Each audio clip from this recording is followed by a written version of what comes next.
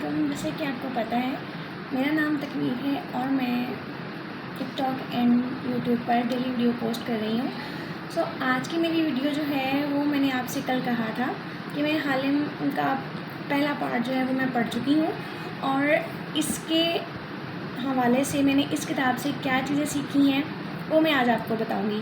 سو video لمبی نہ ہو جائے تو اس سے پہلے آپ میرے اکاؤنٹ کو فالو کر لیجئے اور ساتھ کے ساتھ میں میری اس ویڈیو کو لائک کر لیجئے. سو بات کرتے ہیں آج کے اس ناول کی. حالم کا نام پہلے لیا جاتا ہے کہ بھئی حالم ہے کیا. تو حالم کا مطلب ہے خواب دیکھنے والا، جو کہ ہمیں نمرہ احمد نے اپنی اس کتاب میں ہی بتایا ہے کہ حالم اس شخص کو کہتے ہیں جو خواب دیکھتا ہے. اب خواب جو ہے وہ ہر کوئی دیکھتا ہے، ٹھیک ہے، اور کچھ لوگ جو ہیں وہ چھوٹے چھوٹے خواب دیکھتے ہیں، کچھ لوگ جو ہیں وہ بڑے بڑے خواب دیکھتے ہیں. سو بڑے بڑے خوابوں کے لیے لوگ کہتے ہیں کہ سونا بھی پڑتا ہے، لیکن ایسا نہیں ہے. اگر آپ کو اپنے بڑے بڑے خواب پورے کرنے ہیں تو اس کا مطلب یہ ہے کہ آپ نے جاگنا ہے. سو یہ جو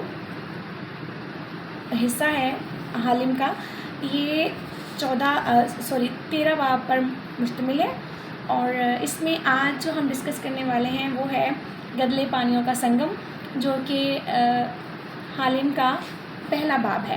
اور اس سے ہم نے کیا سیکھا وہ ہم آپ کو آج بتائیں گے. میں نے کیا سیکھا ہے وہ میں آپ کے ساتھ شیئر کروں گی. سب سے پہلی بات تو یہ ہے کہ ہر انسان کے پاس اس کتاب میں یہ چیز بتائی گئی کہ ہر انسان کے پاس جو ہے نا وہ سچائی بھی ہے، ایمانداری بھی ہے، اور اس کے ساتھ ساتھ باقی لوگوں کے پاس ڈگریاں بھی ہوتی ہیں، لیکن جو چیز نہیں ہوتی، جس کی انسان کے پاس کمی ہے، وہ یہ ہے کہ اس کے پاس سچائی نہیں ہوتی. اور اس لیے جو ہے نا ہمیں زندگی میں چاہیے کچھ بھی ہو جائے لیکن ہمیں جو ہے سچ کا ساتھ دینا چاہیے اور سچ بولنا چاہیے، ٹھیک ہے. دوسری چیز یہ سیکھی اس چیپٹر سے، یہ بتائی گئی کہ ہاں آپ اگر کسی کو دھوکہ دیتے ہیں تو آپ کسی کو دھوکہ جب دینا نہ شروع کرتے ہیں تو آپ کیسے دے سکتے ہیں، یا آپ نے دھوکہ دینا کس طرح سے ہے، ٹھیک ہے. اور اکثر ایسا ہوتا ہے کہ آپ جس شخص کو دھوکہ دے رہے ہیں اور اس کو یہ لگنا چاہیے کہ جو آپ کام کر رہے ہیں اس کے ساتھ، جو آپ اس کے ساتھ باتیں کر رہے ہیں، جو معاملات آپ اس شخص کے ساتھ طے کر رہے ہیں، اس کو یہ لگنا نہ آ جائے کہ ہاں بھی یہ سب کچھ اس نے پہلے سے خود کیا تھا، یہ خود اس کے اپنے آئیڈیاز ہیں. اور اس لیے جو ہے ہم لوگ جو ہیں وہ چائے پیتے ہیں، ٹھیک ہے، اور ہمارا جو ہے ہم اپنی مطلب کی بات کریں گے. سب سے پہلے جو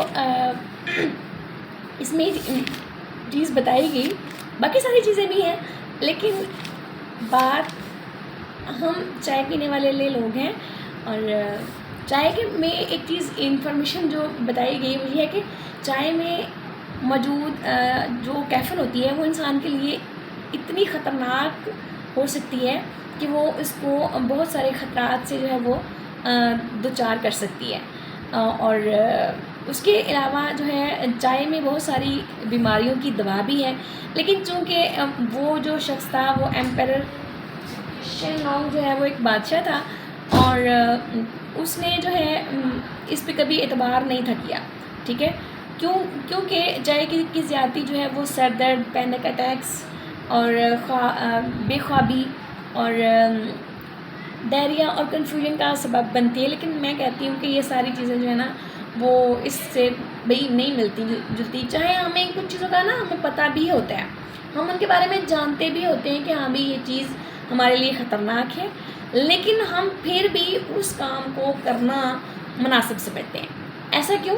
ایسا اس لیے ہوتا ہے کہ کچھ بھی ہو جائے لیکن ہمیں پتہ بھی ہوتا ہے کہ ہاں بھی آگے کنواں ہے، لیکن ہم نے پھر بھی جان بوجھ کر وہ قدم ضرور اٹھانا ہوتا ہے، چاہے وہ ہمارے لیے نقصان دہ ہی کیوں نہ ہو. یہاں پر ایک چیز اور بھی ہمیں معلوم ہوئی کہ دنیا جو ہے نا وہ ہمارے نبی کی دل سے رسپیکٹ تب کرے گی جب ہم ان کو بتائیں گے کہ وہ کون تھے. یعنی کہ اس چیز میں یہ بھی بتایا گیا کہ ہمیں اپنے نبی سے محبت کس طرح سے کرنی ہے یا کس طرح سے لوگوں سے ہمیں کروانی ہے، ٹھیک ہے. اور ہمیں یہ بتانا ہوگا کہ وہ کون تھے. یہ چیخنا چلانا جو ہے وہ آسان ہو گیا ہے, ٹھیک ہے, یہ جلدی ہو جاتا ہے. زیادہ مشکل کام یہ ہے کہ اپنے نبی کی زندگی پر جو ہے وہ مسلسل وقت نکالنا, ٹھیک ہے, اور اس توانائی تک دنیا کو اصل جو ہوتی ہے نا, اس ہمارے نبی کی جو شخصیت تھی ان کے بارے میں بتانا. اور اس میں جو ہے نا وہ محنت لگتی ہے. اور مسلمان بچے جو ہیں آج کل کے دور میں, وہ دین سے کیا وہ دلچسپی لیتے ہی نہیں ہیں. ان کو ہمارے نبی کے 4 یاروں کا نہیں پتہ, ٹھیک ہے. اور اس لیے ہمارے بچوں کو خود معلوم نہیں ہوتا اور ہمارے نبی کون تھے, اور تو دوسروں کو وہ کیا بتائیں گے. مطلب ہماری جو اگلی نسل آنے والی ہے, اگر ہم ان کو نہیں بتائیں گے تو ظاہر سی بات ہے ان کو کوئی دوسرا بھی نہیں بتائے گا, ٹھیک ہے. اور اس لیے ہماری یہ ایک ہمارا فرض ہے کہ ہم ان کو بتائیں کہ ہم بھی ہمارے نبی صلی اللہ علیہ وآلہ وسلم کون تھے. اور دوسری بات, ایک اور چیز پتہ چلی کہ چاول جو ہوتے ہیں وہ فرٹیلٹی کی علامت ہوتے ہیں. اچھا, یہاں پر اس چیز سے یہ بات ہمارے گھروں میں یہ بات بتائی گئی ہے کہ ایک شخص تھے, بزرگ تھے, اور ان کے پاس نا کوئی آیا, اس نے کہا کہ بابا میرے پاس نا مطلب رزق نہیں ہے, تو دعا کریں کہ میرے پاس رزق آ جائے. اب مجھے یہ بات حقیقت میں یاد نہیں کہ یہ بابا غلام فرید تھے یا کوئی دوسرے تھے. تو انہوں نے کہا کہ آپ چاول کھائیں. اور ایک آیا کہ اس نے کہا کہ میرے پاس رزق بہت ہے لیکن مجھے پتہ نہیں چلتا کہ وہ جاتا کہاں ہے. تو آپ نے اس کو بھی کہا کہ ہاں بھائی آپ چاول کھائیں. اب چاول کھاتے ہوئے یہ بات کہی جاتی ہے کہ بھائی چاول جو ہے نا ان کو گرنا نہیں چاہیے, اگر وہ گر جائیں تو کوئی اکٹھے کرنا چاہیے. کسی نے میں نے پوچھا کہ بھائی ایسا کیوں ہے, تو انہوں نے میں نے بتایا لیکن جس کے پاس نہیں ہے رزق وہ چاول کھائے گا تو وہ اس طرح سے سکھائے گا کہ چاول گرنے نہیں دے گا, اور اس کے پاس زیادہ ہے اس کے پاس چاول گریں گے اور وہ دوسرے لوگوں تک پہنچیں گے, اور اس کو پتہ چلے گا کہ ہاں بھی میرے چاول جو ہیں وہ میری جو سرمایہ ہے میرا وہ کہاں اور کس طرح سے لے جا رہا ہے. سو یہ تھی ہماری آج کی ویڈیو اور آج کا یہ چھوٹا سا ولاگ. اور اللہ حافظ. میری چائے جو ہے وہ ماشاءاللہ سے ٹھنڈی ہو گئی. تو خیر نیکسٹ ملتے ہیں انشاءاللہ اگلے ولاگ میں, اور نیکسٹ ہم اس کتاب کا اگلا چیپٹر ڈسکس کریں گے اور اس کا نام ہوگا آئی تھنک گھائل غزال, ٹھیک ہے. اس پر ہم کل بات کریں گے. اللہ حافظ. اور جاتے جاتے اس ویڈیو کو لائک کیجئے اور اس کے ساتھ ساتھ شیئر کیجئے اور میرے اکاؤنٹ کو فالو اینڈ سبسکرائب بھی کر لیجئے. اللہ حافظ.